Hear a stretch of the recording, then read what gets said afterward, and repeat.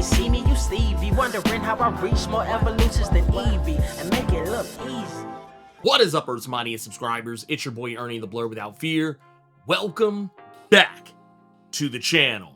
And also welcome back to another round of Best Comics This Week, the show where I take 5 of the best comics I read each week, give you a brief synopsis about them, tell you why you should be checking these books out, get you up to speed on things that are going on with them, and also let you know about things that are going on in the industry, as well as telling you about indies and trades of comics that you probably have never heard of before, and also telling you about upcoming titles that have yet to release that you need to get into your pull box. I'm gonna go ahead and put a little caveat at the start of this video because this actually, I think, in the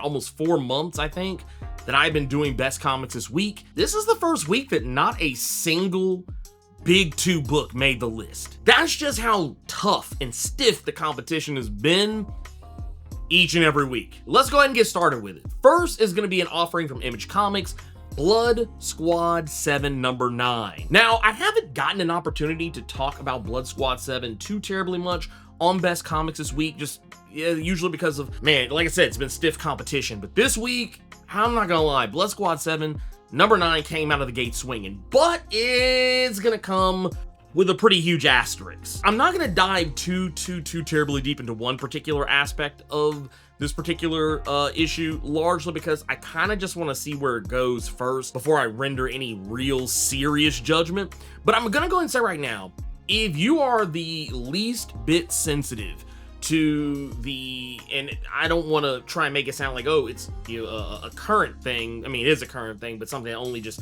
happened all of a sudden. But if you are someone who is very sensitive to the Gaza-Israel conflict, a conflict that has been going for decades, despite the fact that a lot of people only recently discovered it, in the last couple of years, I'm gonna go into right now. You're probably going to see and read, some things that may or may not trigger you one way or the other. But one thing I will definitely say is that Joe Casey throws the gauntlet down. And in a way that basically it is kind of playing in the arena of the current conflict as well as the conflict backed during the time of the 90s as well. It doesn't necessarily hang its hat on any one particular side, I will say that, except it does make it very clear that the current government administration has hung its hat on something. I think once we actually get into the conflict itself, it's probably going to go away a lot of people may not expect or maybe hope would, go in the direction of, I don't know. But what is happening here is that, well, that is kind of the main thing that's talked about a lot in this issue. What I do find very interesting is a tease that Joe Casey gave me a ways back, that this comic was about to dive into some territory and maybe retcon something from the original run of Youngblood. For those that are unfamiliar, Blood Squad 7 is an original team, but not at the same time. The Blood Squad 7 team is basically a pastiche of the original Image Comics 90s series, Youngblood. But because Image Comics does not own the rights to Youngblood, they can't use Youngblood. But if you look at a lot of the characters, you'll probably see some very glaring similarities. You'll probably quickly figure out who's who and what character is supposed to be this and what character is supposed to be that. And yeah, I think there's a lot to like. And I'll probably do a video about the series as a whole. Up to this point, I'll probably do a video about that before too long because I really like the book. It's a really good one. It's a throwback to 90s era Image, but in a way that makes sense. But that said, we are getting to know some of our characters a little bit more. We've been getting to know them, but characters like Night Striker and Ripcord, they're starting to become a little bit more chummy with one another, even though they've kind of had a bit of a rocky relationship up to this point. And we're also seeing that both versions of Infinity are still at odds, no matter how much closer it seems like they're about to become to being a more copacetic mother-daughter relationship. Something always comes up that pushes them that much further apart. And we are getting the tease that Night Striker is going to be getting some really important storytelling coming up here in the next issue or two. And we also might find out a little bit more about what's going on with Bête Noire. So we'll have to wait and see on that. Next up is going to be another offering from Image Comics by way of Skybound, and that is going to be Transformers number 22. We are getting dangerously close to the end of Daniel Warren Johnson's run. We already know that Dan Moore is going to be taking over for Jorge Corona on art duties, and Robert Kirkman is going to be taking over on writing duties for Daniel Warren Johnson. But we still got a little bit more to go. We're almost at the end of the road. But that doesn't mean there isn't a lot of story to tell. And one of the big mysteries that's being talked about in this issue is what happened to the Autobot matrix of leadership. Man, I want to say this was about roughly almost a dozen issues ago. We saw that when Optimus Prime was pretty much on death's door, Spike's father, Sparky, ran into the Autobot matrix of leadership and basically became one with it. And what makes this special is because the Autobot matrix of leadership was always thought to never be a device that could interact with organic life. It could only interact with inorganic life, like the Transformers. But that wasn't true. And we have been seeing over the course of the next some odd dozen issues that Optimus was seeing visions of the past. He was seeing the memories of Sparky, seeing the day that Spike was born and all the other crazy things that happened over the course of his life, and seeing them and feeling them as though he had experienced them himself. And now, with everything going on from the previous issue, where Megatron's gun arm was revealed to have been poisoning Optimus Prime this entire time, and now that Megatron is back in full force, it is really poisoning the hell out of him. Now he needs the Autobot Matrix more than ever, but because of the fact that Sparky has interacted with it, things have become a little bit less simple than that. And now Spike is having to connect himself to the Autobot Matrix of leadership in an effort to try to save Optimus's life. Otherwise, we are going to be traumatized all over again, just like the 1980s animated movie did to us all those years ago. And that's not even, the most of what's going on here. We also get to follow up on Ultra Magnus having been captured by the United States government. And while I half expected Ultra Magnus to not get out of that situation anytime soon, I knew because of the solicits he wasn't gonna be in there, at least by the time we get to Robert Kirkman's run. But in this issue, we get a taste of how Ultra Magnus is gonna get free of the government and how a new character is being introduced into the human pantheon of Transformers allies. And we also get to find out exactly what Cliffjumper had up his sleeve in regards to Elita 1's plan to send him back to Earth to help Prime. And something happened this issue where, I gotta admit, it actually threw me for a loop. Because as I was reading these pages and I saw that, Cliffjumper is getting ready to walk through the portal and transport himself back to Earth to try to help Optimus Prime, there was this interesting little thing that happened in the panels, and I don't want to give it away, but basically, there's a point where Cliffjumper said something, and at first I thought, is this a lettering flub? It is not a lettering flub, but it basically set up the next scene so perfectly that I was like, oh my god, it got me. So yeah, it's great. This issue is great, and man, we got 2 more issues to go before Daniel Warren Johnson's run is over with, and we are in for the brawl for it all. All right, now it's time to get to one of my personal favorite segments, Shit of the Week. Now, I'm gonna be honest with you guys, this is something I actually talked about on the most recent episode of Blerd Cave, which by the time you guys see this, will be the one before this week's. But yeah, I'm recording it before this week's, but you get the idea. The whole thing that's going on with Diamond Comics distributors, honestly, I could make a whole video. And I might just breaking down what the hell is going on with Diamond Comics distributors. Like, I might just do it. It's a lot. It's a nasty, wicked web and hive of scum and villainy that dates back a really long time. But yeah, I'll probably do that. But just know that Diamond is out here perpetrating in ways that I think few comic book companies, publishers, distributors, whatever, have ever perpetrated in life. And what I'm talking about here is that some of you may or may not know that Diamond filed for bankruptcy not too terribly long ago. And in filing for bankruptcy, there was a lot of big to do about, okay, well, How is the industry going to recover from this? How are comics going to get to the comic shops? And then there was all this talk about how Diamond was actually going to do right by the consumer base, by the the stores and everything. And I had discovered that that's not true on a couple of different fronts. The stores that were told that they were not going to be charged extra money to get their comics shipped to them that had been held back. That was not true. In fact, they actually got charged more, which is insane. And then you also take into account that, Dynamite Entertainment, a company that I'm gonna go ahead and wear, my affiliation with Dynamite on my sleeve. I don't work for Dynamite. I'm not a person who is on their payroll or anything like that, but I do feel like I have a pretty good relationship with the people who work at Dynamite.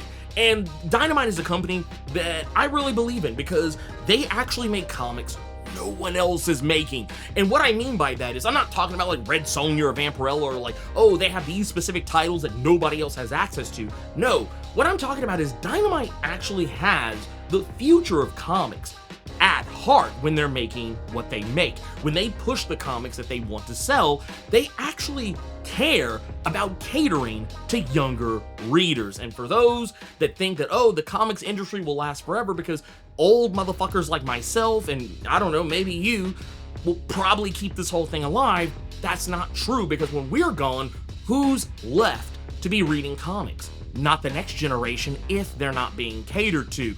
So that's what Dynamite does. Yes, they have comics like Red Sonja and Vampirella and Barbarella and Deja Thoris and things of that nature. Comics that skew more adult oriented. But they also have, and I would actually say a lot more, comics that are geared towards children.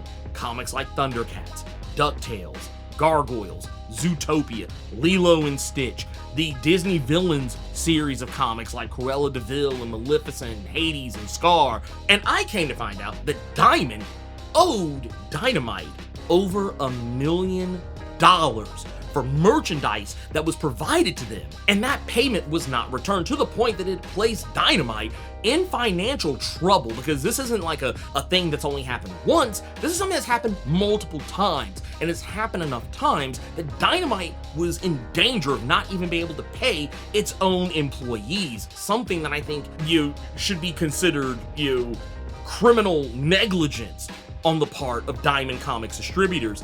And when the hearing to try and expedite matters so that Diamond could be forced to have to pay what they owe, the court wouldn't even let the president of Dynamite, Nick Barucci, even plead his case. So yeah, this is one of those situations where I know I'm probably going a little long with this, but this is something that actually really matters to me. I actually care about this type of stuff because, well, yes, comics, yeah, it should always be about, guys and, women in capes and, I guess, colorful costumes or whatever, mask and whatnot, fighting the good fight and saving the day. I think at the end of the day, we also need to think about the people who are the heroes that make all that happen. So the fact that comic stores are being given the shaft by being overcharged for comics that they were originally told they would not be charged extra for. In fact, they were told they were going to get a discount on. Not only is this happening, but also the very publishers that bring us these comics are being hurt. And while I have highlighted Dynamite in this,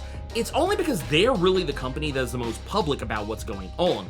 It's not just Dynamite being screwed, though. I guarantee you, other comics publishers, I'm pretty sure they're getting the same kind of shaft on some level or another. And I would even be willing to bet that Marvel and DC probably would be in the same position had they both not gotten away from Diamond not that long ago. But that's where we are right now. But I do highly advise, in your spare time, take a moment to Google search Diamond Comics Distributors Controversy. I promise you, you're gonna be mind blown.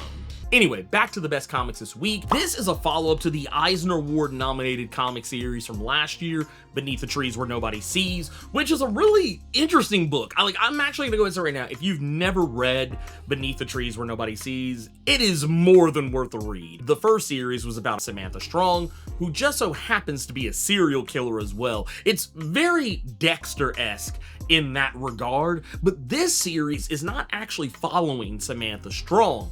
It's actually following a new character, Monica Brewer, a duck who has unfortunately lost her brother. He mysteriously disappeared, and she knows that he's very likely been murdered, and she's upended her entire life to try and track down what happened to him. And it's now been going on 8 some odd years that she's been searching for him with no luck. And all of a sudden, she starts, after going on message boards and other websites and constantly hitting up your police departments and medical examiners, she finally stumbles upon the slightest crumb of information that actually does point her in the right direction, when all roads start leading back to the original scene of the crime in the first installment of Beneath the Trees Where Nobody Sees. Woodbrook, Vermont, Samantha Strong's own stomping ground.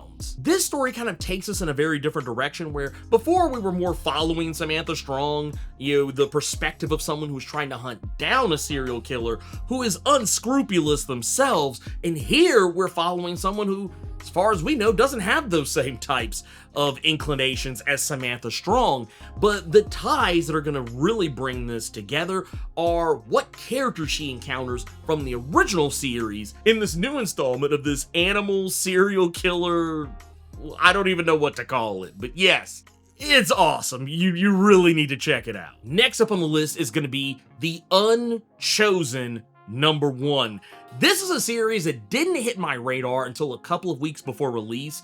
As a matter of fact, I think I even mentioned it on the last Best Comics this week as a title that I had no idea was a thing. And one of my favorite artists of all time, David Marquez, has now stepped away from the artist table, at least only being at the artist table, and is now writing. Some of you who may be familiar with the name David Marquez, or the name just sounds like a name you've heard before, if you have been reading the most recent issues of Uncanny X-Men, you've probably seen David Marquez's art a lot, because he is the main artist for that series. He's also done amazing work on books like World's Finest and Miles Morales' Spider-Man. Guy is phenomenal. And while I already knew he was a fantastic artist, I did not know he was this good a writer. This story centers around a world where magic and fantasy and the modern era and even some futuristic aspects have all blended together in a nice, neat little milkshake of a world. It's really awesome to see, and kind of gives you that taste of a magic school where people are being taught how to wield their powers and manipulating the fabric of reality, all while at the same time showcasing a character who is a fish out of water within it, and that is our main character, Ida. She, just like everybody else, goes to this school to learn how to wield their magical powers, but Ida herself does not know how to wield her powers. As a matter of fact, she is of the belief she doesn't have any. But we know that's not true because, and this isn't a spoiler because I think this is actually one of the taglines that brings you into the book, is that at some point in the past, a massive explosion was set off that very likely killed a lot of people, and she was at the center of it. So she has some kind of power, she just doesn't know what that power is or how to properly control it. But what we do know is that not only is she at the school where she is protected by people who act as motherly and fatherly figures to her, as well as having friends and even bullies to contend with, we also know that there's a group of sorcerers out there in the world that are trying to hunt her down. And we also know that the military is also looking for her as well. So she finds herself trapped in this situation where she doesn't really know who she can ultimately trust, and pretty much anyone around her could be considered sus. David Marquez blends a lot of really cool elements into this, and there's a little bit of Harry Potter, there's a little bit of like your typical like YA, your young adult novel type of vibes, your Percy Jacksons and your whatnot and what have you. There's also lots of anime vibes that kind of fall into this, and what I really appreciated about it is that David Marquez is a guy who, under normal circumstances, wouldn't I typically see his art tends to have a somewhat more like, I don't want to say realistic, but more like a less stylized look to it, almost more Western, in a lot of respects. But in this, he's actually blending a lot of different styles I've kind of seen him start to slick use more in Uncanny X-Men, where you can see there's some manga influence in there, as well as just the normal stuff we typically expect to see from him, and I love it. This book is beautiful, it reads well, it has very compelling narrative and very compelling characters to follow along with. And while I know the book is called Unchosen, I'm gonna be honest with you, this is a book you need to be choosing every week at your LCS. Now it's time to get into the Indie Comics Corner. Now, some of you who follow the channel pretty closely, you probably already heard me talk about a friend of the channel, Greg Anderson Elise, who has a comic that is on Kickstarter right now called Hammer. This is a story that is a spin-off from Greg's other comic series that you might recognize his name from, probably even more, and that's Isnana the Were-Spider. Hammer is a book that is about John Henry, a character who features in that aforementioned series of Isnana. But in this particular case, we are 100% full stop following John Henry in a world where he must face a robot apocalypse, a particular villainous robot by the name of Lord Bolt, who seems hell-bent on completely wiping out humanity while at the same time colonizing all of humanity's cultures for himself and building, upon the ruins of humanity, taking that and creating a family of his own and an empire for him to rule over. And it is up to John Henry, who is the last bastion of humanity. He is their only hope to stop Lord Bolt dead in his tracks, wielding the ever famous and legendary hammer John Henry is known to wield as the steel-driving man in American folklore. As of this recording, possibly by the time of release, Hammer is still on Kickstarter with 7, maybe 6 days left to go. It's really close to hitting its mark, and I think this is an amazing first act of a story that I think a lot of y'all are gonna really like. I got to read it myself. It's about roughly like 69, 70-ish, somewhere close to around that neighborhood of pages, and not a single page is wasted. The art itself by David Brain is sublime. The story that Greg is putting on deck is just amazing and compelling, and really had me wanting more of this futuristic world where humanity is on its last legs against artificial intelligence. I really highly recommend you check this out. If anything I've said sounds even remotely interesting to you, go to the link. I'll have it in the description, or if I remember, a pinned comment below. And yeah, go check it out, go back it, and let's get back to our final entry. Final entry of the day is gonna be the Power Fantasy number 10. This issue digs a little bit deeper into the mystery that was unveiled towards the end of the previous, where we saw that the character Jackie Magus was actually not the Jackie Magus that we have been following for presumably most of the story.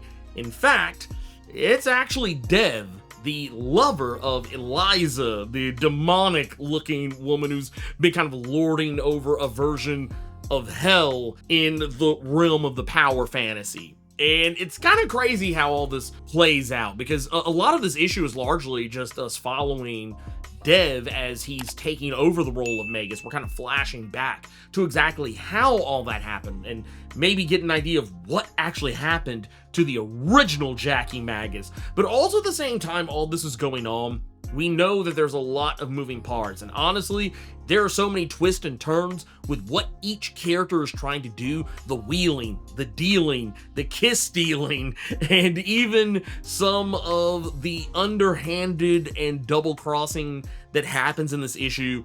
A lot of it, like, I'm not gonna hold you, I wouldn't be surprised if a lot of people have to go back and reread this a couple of times, maybe even a few times, to figure out where everyone's allegiances lie, because we see so many different characters, whether it's Eddie N interacting with the Heavy, or Eddie N interacting with Jackie Magus, or Jackie Magus, Quotey Fingers Jackie Magus, interacting with Eliza, and so on and so on and so forth. By the time you get to the end of the issue, I think you're gonna have a very clear idea of who is on whose side, but keeping up with who is on whose side at any one particular point until you get to the end, I think is a fool's errand at best. There's not really a whole heap of a lot I can say about this issue, really, without spoiling anything. I mean, honestly, the only reason why I'm even telling you that Dev is Jackie Magus and this is because it's honestly kind of difficult to talk about this issue without mentioning that, because that's the majority of it. But yeah, it's a great story, great book. And I don't know, like, what Kieran Gillen's like full-on plans are for this.